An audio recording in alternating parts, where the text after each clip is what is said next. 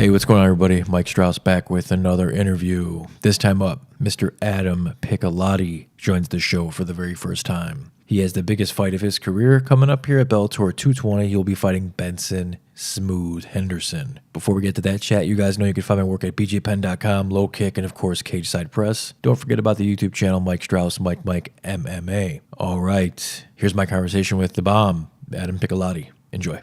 So, Adam, man, you're fighting Benson Henderson at Bellator 220 here, April 27th. This is safe to say it's probably the biggest fight of your career, right? Yeah, absolutely. Did you change anything heading into this? Have you changed anything up? No, I've been working my butt off. I'm just getting after it and doing, everything I do with heart and intensity in my mindset for sure. A win over Benson, what do you think that does for you? Well, to me personally, it's huge.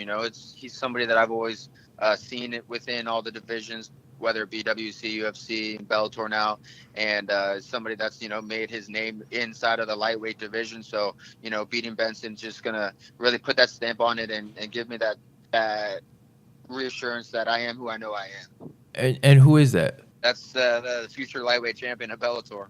For sure.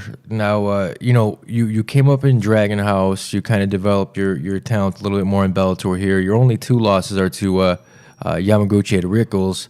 I mean, that's pretty impressive, man. I mean, do you feel like your name doesn't get enough recognition out there? Yeah, it's definitely hard in this day and age. There's a ton of good fighters out there, and names tend to get swept under the rug.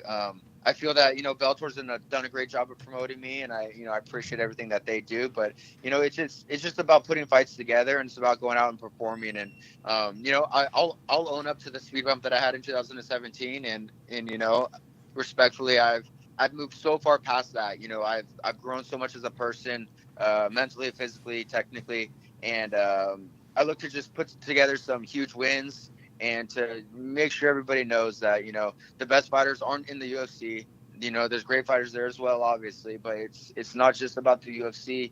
And, we got great fighters here in Bellator, and I am the one in the lightweight division. There's definitely a ton of great fighters in Bellator, and you definitely are one of them. David Rickles and Yamaguchi, the two guys that beat you, man, if you could have one of them back, which one is it? I know you probably won them both, but if you could only pick one. Yeah, well, it's got to be Yamaguchi. Both fights, I 100% attest to the fact that it was mental. I know that I'm a better fighter, and I know that I can perform better than I did in both of those fights. The Yamaguchi one especially kind of eats at me. It is what it is. I try not to live in the past, but I would love to rematch with that guy one of these days. I haven't seen him being active, but if that's something that shows up in the future, it would definitely be something that I'm willing to do. As far as Rickles goes, he needs to make 55s. I'm not a 165 pounder. I'm a 155 pounder. So we're talking MMA. Let's do it at 155. Yeah, that makes sense. Anybody who's seen you fight from 2017 to your last two fights against Carrington and then James Terry, you're a completely different fighter, man. I know it's cliche, but in your case, it kind of is accurate, right? Obviously, you've changed more than just your mental game. I mean, what would you attest that to? Oh man, it's hard to pinpoint. I hate to just keep nagging on this, but it's so much mental. I had many of the skills that I have now then, but I just wasn't able to put them back together. I wasn't able to put them together the way that I can now. I didn't have the same aggression. I didn't have that same mindset leading into those fights. If we're talking technically, lately, the past about 2 years now, I've been adding the addition of some training at CSA with Kieran Fitzgibbons and Gaston Bolaños, and that's been amazing for my striking game. They've really helped me to add a bit of a flow to the brutal art of kickboxing, Muay Thai.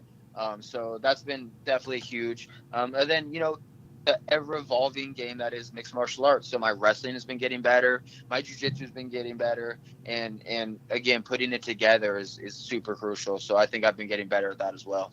Yeah, no, definitely. Like I said, in the last two fights, you could definitely see big leaps. So where do you think you're going to have the biggest advantage over Benson? I feel very confident everywhere. Even I don't like to be on my back. I feel that I'm a very good jiu-jitsu fighter. I feel very confident off of my back. I don't want to ever be on my back though. So I feel my strongest points are my striking and my top game. So I'm gonna look to put together some big hard shots and put him on his back. And if I hold him on the ground, then I feel that I'm gonna be very dominant from him there. If it stays on his feet, I feel like I'm gonna be putting the bigger shots on him there too. So it's again how I put it together, how I prepare for it that night. And it's just about performing. Yeah, I'm looking forward to it, man. Bellator 220, Benson Henderson, Adam Piccolotti. Well, I appreciate it, man. Thanks for your time. Oh, thank you. I appreciate it. Anytime, brother. Take care.